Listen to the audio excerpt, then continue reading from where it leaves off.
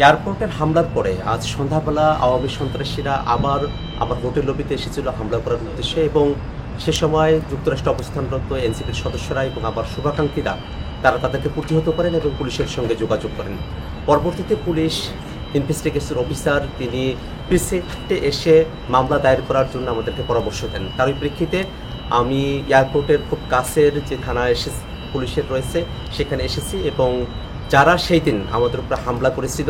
বিস্ময়কর এই উন্নয়নে গর্বিত জাতি, গর্বিত নতুন ধরা পরিবার, আবাসনে আস্থার আদর্শ, নতুন ধরা, নতুন প্রজন্মের নতুন পৃথিবী, এবং হত্যা চেষ্টা করেছিল, ডেথ থ্রেট দিয়েছিল, তাদের ব্যাপারে আমরা এখানে মামলা দায়ের করেছি।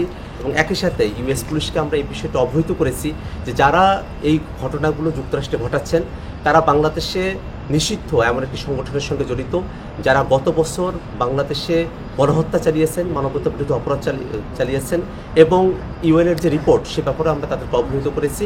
আমরা মনে করি যে আওয়ামী সন্ত্রাসীরা তারা দেশে হোক দেশের বাইরে যেখানেই হোক, আমরা তাদের ব্যাপারে আইনগতভাবে যে প্রতিকারের ব্যবস্থা সেটা আমরা গ্রহণ করব। এবং আমরা এই কথা বিশ্বাস করি যে আওয়ামী সন্ত্রাসীরা তারা যত ধরনের অপরাধ করেছেন সেই অপরাধগুলোকে আইনগতভাবেই নিষ্পত্তি করা সম্ভব, এবং আওয়ামী লীগ তার সন্ত্রাস নিয়ে বাংলাদেশে আর ফিরে আসার সুযোগ পাবে না।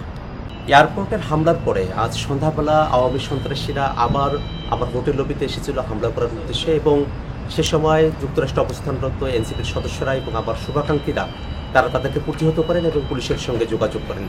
পরবর্তীতে পুলিশ ইনভেস্টিগেশন অফিসার তিনি প্রিসেন্টে এসে মামলা দায়ের করার জন্য আমাদেরকে পরামর্শ দেন। তারই প্রেক্ষিতে আমি এয়ারপোর্টের খুব কাছের যে থানা পুলিশের রয়েছে সেখানে এসেছি, এবং যারা সেই দিন আমাদের উপর হামলা করেছিল এবং হত্যা চেষ্টা করেছিল, ডেথ থ্রেট দিয়েছিল, তাদের ব্যাপারে আমরা এখানে মামলা দায়ের করেছি। এবং একই সাথে ইউএস পুলিশকে আমরা এই বিষয়টা অবহিত করেছি যে যারা এই ঘটনাগুলো যুক্তরাষ্ট্রে ঘটাচ্ছেন তারা বাংলাদেশে নিষিদ্ধ এমন একটি সংগঠনের সঙ্গে জড়িত, যারা গত বছর বাংলাদেশে গণহত্যা চালিয়েছেন, মানবতা বিরোধী অপরাধ চালিয়েছেন, এবং ইউএনের যে রিপোর্ট সে ব্যাপারে আমরা তাদেরকে অবহিত করেছি।